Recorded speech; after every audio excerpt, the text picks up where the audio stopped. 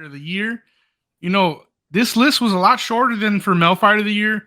I think the only ones, in consideration would be like a Liz Carmucci type for what she did in 2022. And if this was boxing, you would probably say Katie Taylor's name, but this is not boxing, this is MMA.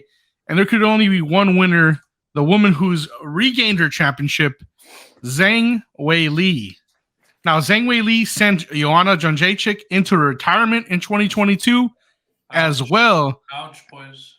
Yeah, as well as sending Carla Esparza after wearing her belt to the wedding and gaining that championship away from her. What do y'all think about Zhang Weili's year in 2022? I mean, it's so unfortunate that she did have to retire Joanna Champion, as we're seeing here on the screen.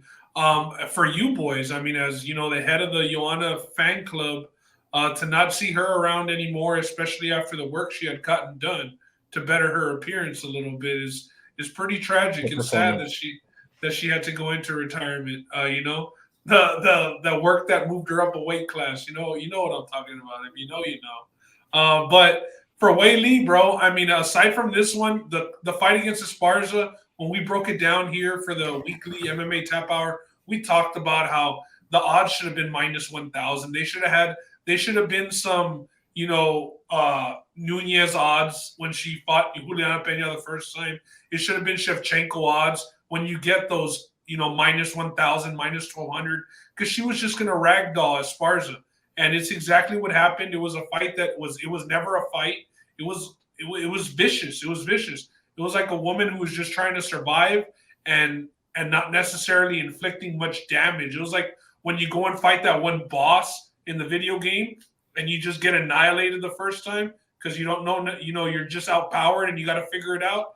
That's what happened in this fight. I mean, we're seeing some total domination. So rightfully so in the women's division. I mean, shout out Molly Meatball, had a couple of good knockouts in 2022, but she had a pretty brutal loss, to finish off the year.